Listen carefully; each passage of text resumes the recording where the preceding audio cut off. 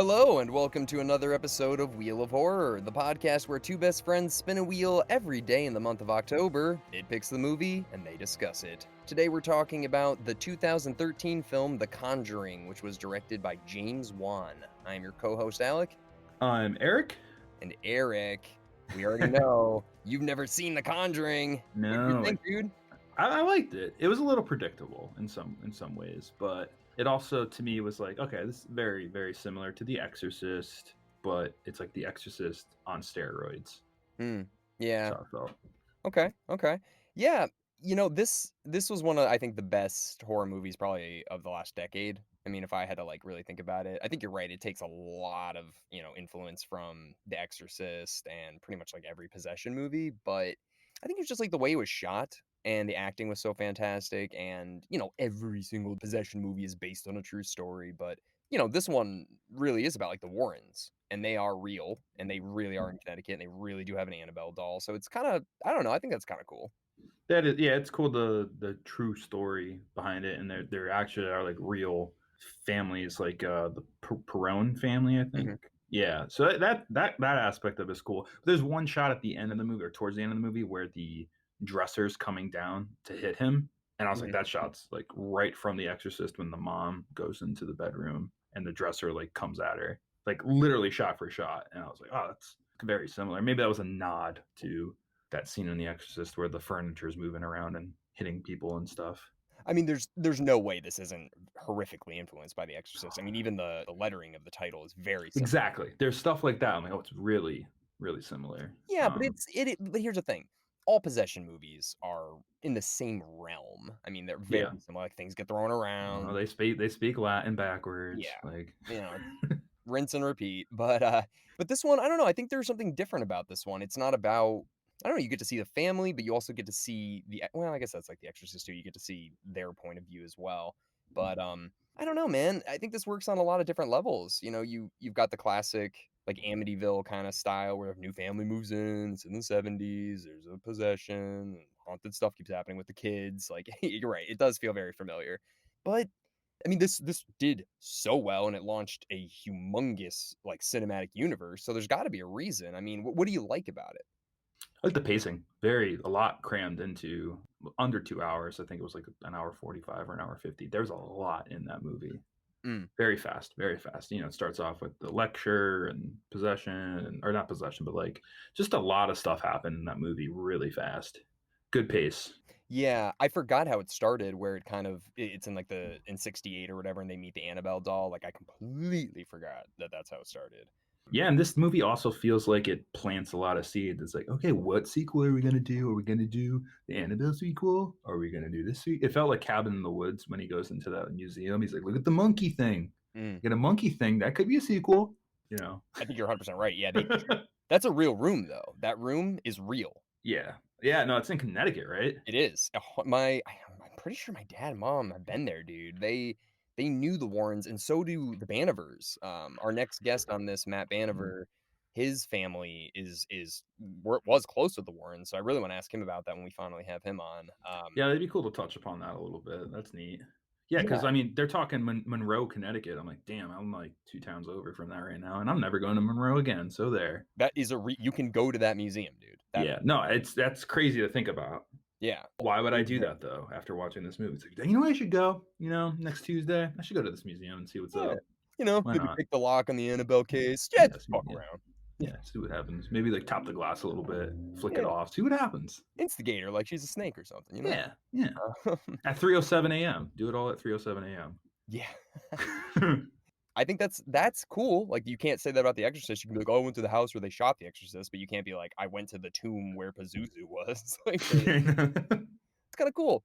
And they're in Rhode Island, so it's got close to us as well in that regard. So it's a really like New England. Yeah. Where Exorcist was all California, right? No, Exorcist is DC. Right. DC. Knew that. They're just the actor that the woman is in. Into acting got me thinking LA for some reason. Right. And we just watched Rosemary's Baby, so that's why my mind's kind of tripping up a bit. It's been a long month. Yeah, so that house in Rhode Island, it sounds like 8 generations of families have lived and died there. Is that what they said, or something like that? I don't think it's been 8, but they said the house was built, I wanna say, like, 1863, I think, if that's right. So the house was built there, and then the witch killed herself on the property and said, like, "Anyone that comes on this property is going to be cursed," or whatever. So, there were people that kept moving there, like the bigger woman who killed her daughter, and, like, I don't know, I can't remember other people, but a bunch of people have been killed Yeah. Around and the area, apparently the land was a yeah. lot larger, that Yep, they the owned, land so the land's cursed. 'cause that little Rory kid, he drowned in that lake, and then so it's like the land is yeah, right, the land is cursed, so if you live on that land, you're gonna die, or you're gonna kill Mm. your family, basically. Yeah, man, I thought that the idea of it being a witch it's like a demon witch, basically, it's not just a demon, Well, how did they phrase it that she was the daughter or related to one of the witches that were hung in the Salem witch trials? yeah. One of the original witches from the Salem witch trial, it was like one of her, yeah, I don't know, great-grandchildren who married somebody successful, and then they had this plot of land in the And lake. she was a witch, and is that Bathsheba? I think Bathsheba is the grandchild of one of the original Salem witches, I think. Yeah, she's Uh, the witch that hung herself. yeah, and dude, they did a great job with her. That scene where she's on top of the bookshelf and just jumps, that scared the shit I out of thought that was supposed to be Rory at first. It seems like the bad person's gonna be Rory because he has the music box and you see things happening. It's like, "Ooh, is that like it's like there's ghost in the house and then there's also the demon. yeah, there's tons. I It's mean, a they say lot. there's yeah, there's a lot of spirits, and I love how they say it's inhuman in the beginning. They're like, "Well, so what's that?" It's like, "So it means it's never walked the earth as a human," and you're like, "Ooh, so Mm. that's kind of interesting." It's not like a You're demon. they're careful with their, demonology and phrasing. Yeah, so it feels like they really took a lot from the Warrens themselves. But yeah, dude, I mean, did you like Bathsheba's, like, makeup? I thought it was freaking Yeah, great. it was scary. There's some really good jump scenes, and yeah, I watched it today during the day in my living room. Seeing this in a movie theater must have been a whole different, more fun and shocking experience. I saw it in theaters, yeah, it was pretty scary, but dude, I watched this in my bed last night going to sleep in the dark, and I was just like, "Yeah, Yeah, yeah, no, all this is right. You pretty got to scary." stop going to bed of these movies, man. I know, I finished it, but I was like, "This is, pretty scary." Yeah, I Uh, like that. Bathsheba smells like what's that smell? It smells like rotting meat, and I'm like, who? Bathsheba needs a bath. Bathsheba. Yeah. Yeah, I love that, yeah, the rotting meat stuff, and I like how they have the skeptic sheriff who comes, and then they have, like, the poltergeist kind of film student guy.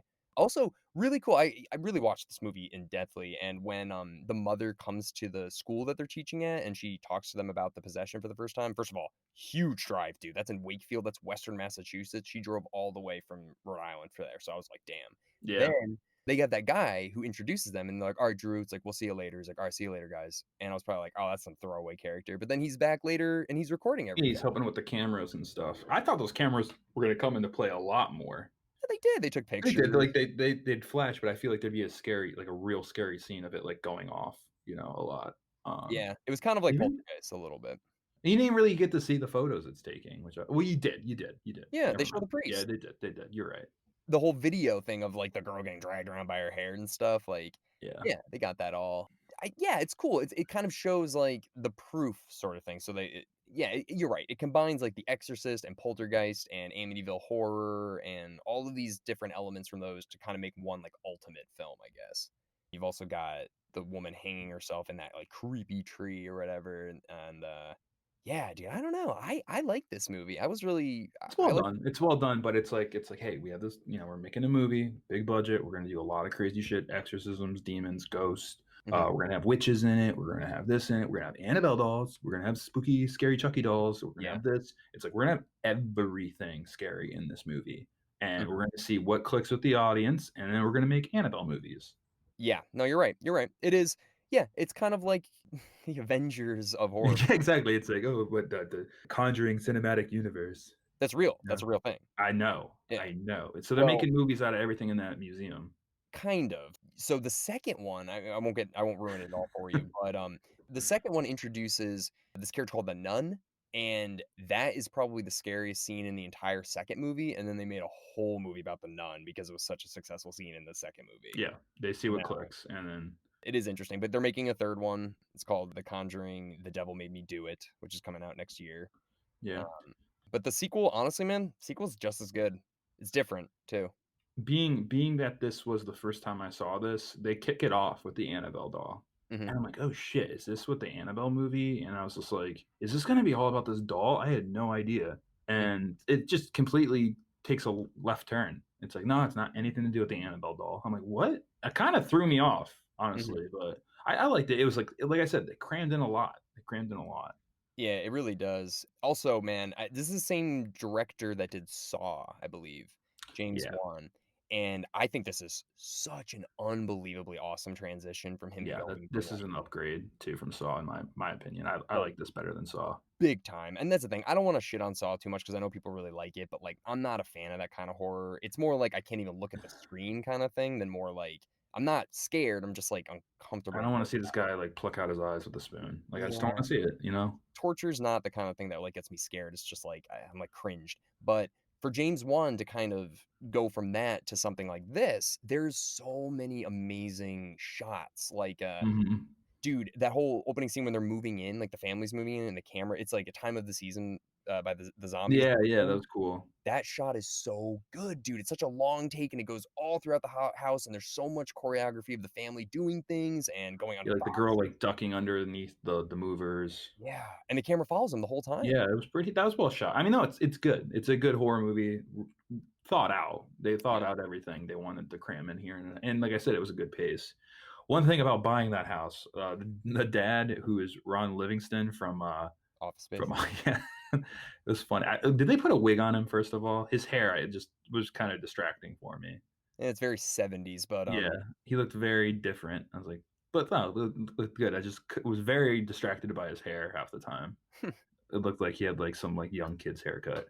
That, but also he bought a house on auction. He's like, "We bought it in auction," and then, like, there's a scene where they, like, the floorboards open up or the side of it, and he's like, "Oh, what's down here? Oh, the furnace. Oh, good thing we found the furnace. We're living in New England." It's like, "Wait, you bought this house without looking to know if this had a furnace?" mm, And you if it did have a furnace, you didn't even look at it.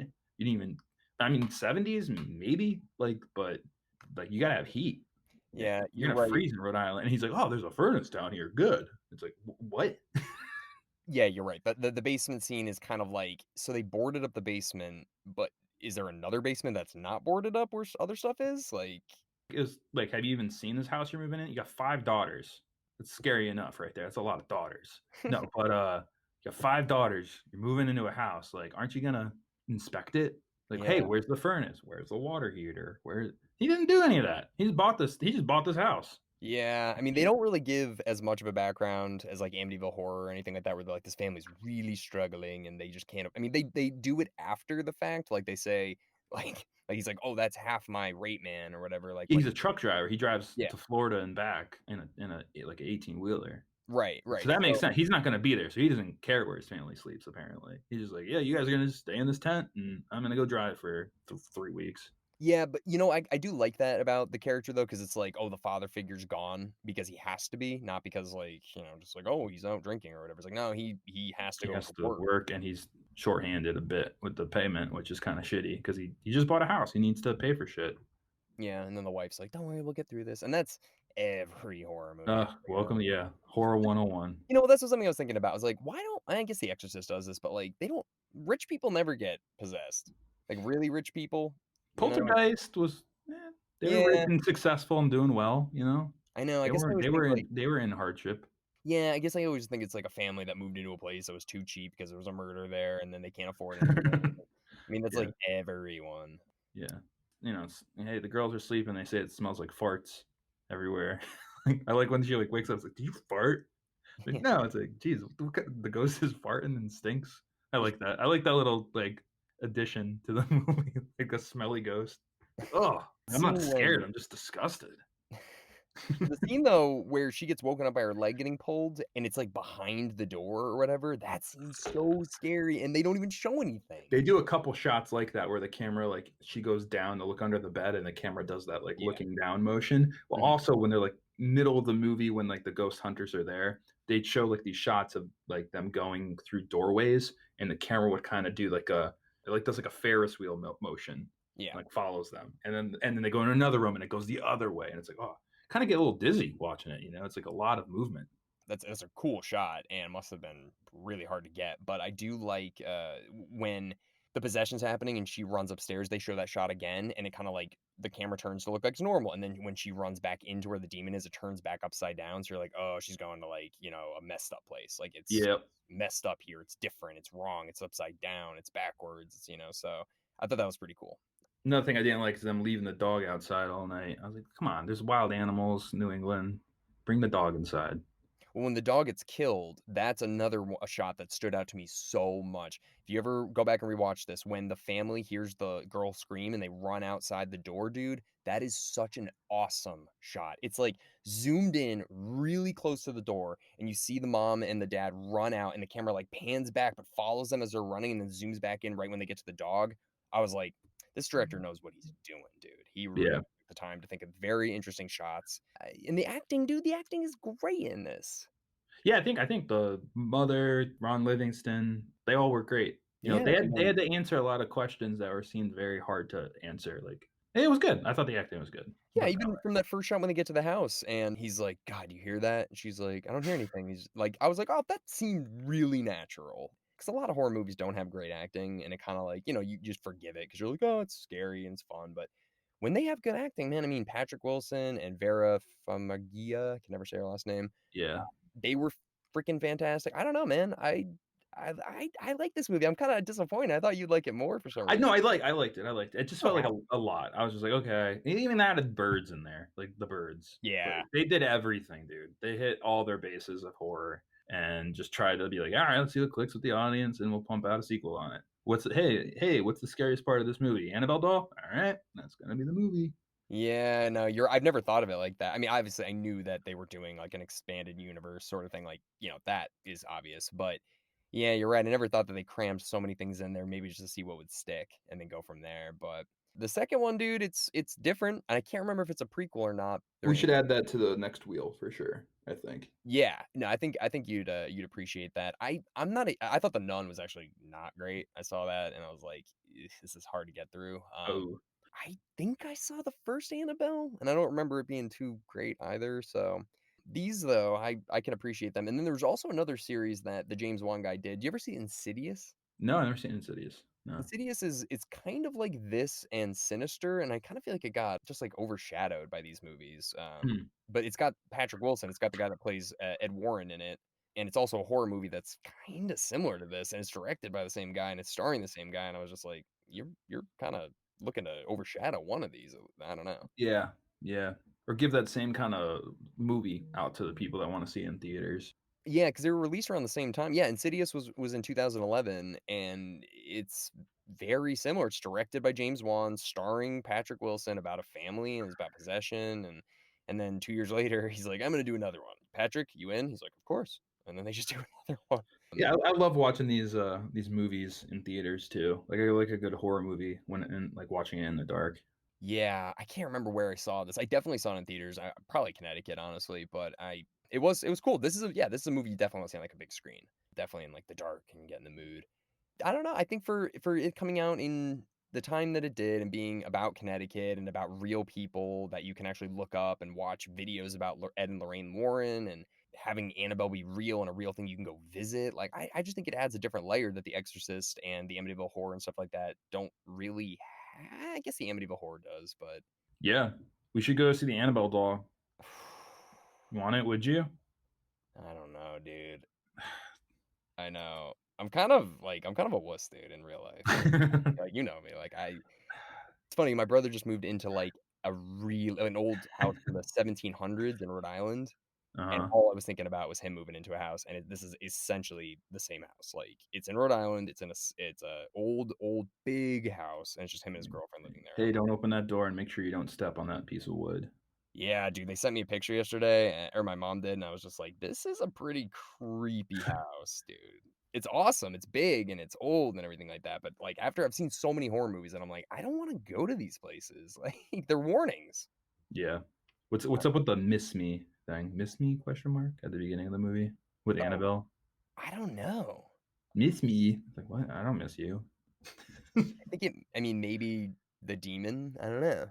I think they meant they said that that was possessed by a girl. who was like they invited it in, and then it's like it wasn't a girl, it was a demon the whole time. So It became a conduit to whatever. sure, whatever fancy schmancy word you got, we'll say that conduits. Yeah, it's just funny that they have the creepiest doll ever, and they're just like, "That's what the demon possessed." It couldn't possess, like, a very regular Barbie doll. But Like the small soldiers, like yeah.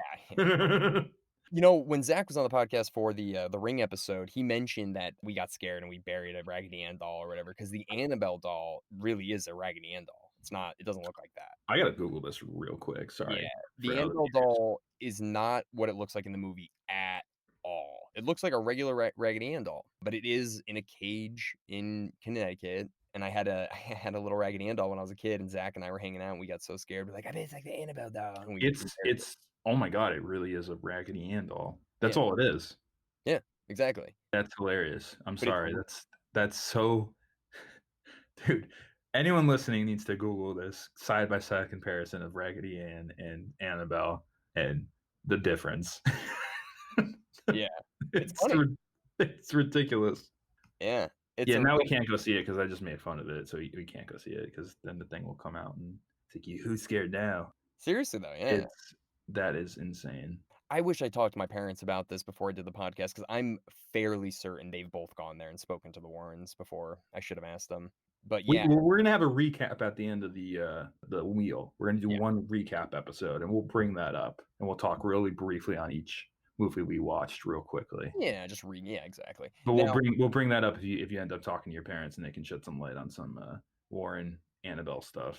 mhm, It's actually in like a case exactly the same though. It's like yeah, danger. Do not touch the Annabelle doll. Do not open the door. if people like this movie, they should really type in like Ed and Lorraine Warren into Google. There's a lot of videos from like the 70s and 80s with them, and you can watch them talking about stuff. And it's really interesting. Like, I don't get the impression that these guys were doing this just for publicity and money because, like, they didn't make a lot of money. And I mean, realistically, it looks silly to have a Raggedy Ann doll in a thing like that. It looks ridiculous, but I mhm. mean, it's almost like, well, why they have it in there? It's like that's kind of scary to think about. Well, the story's real. They're really, I mean, it's real, you know? It's freaky. That's why I do like this movie. It does add a very I mean, maybe it's because we're from Connecticut and we know people that have actually spoken to the Warrens that it's maybe sticks a little bit differently than if we lived in, like, Kansas or something, but having that weird connection to it, I don't know, it made me appreciate it on a different level, and I can see what you mean, how it is kind of like cashing in on whatever's successful and throwing a lot at the wall and seeing what sticks. I do see that from your point of view, but I don't know. I No, but it was good. It was a good pace. They did a lot in an hour and under 2 hours. They did a lot in this movie. It all made sense. There was nothing like crazy. Oh, okay, like now there's one scene where the demon uses a gun, a shotgun, and it's like, okay, was that jumping the shark?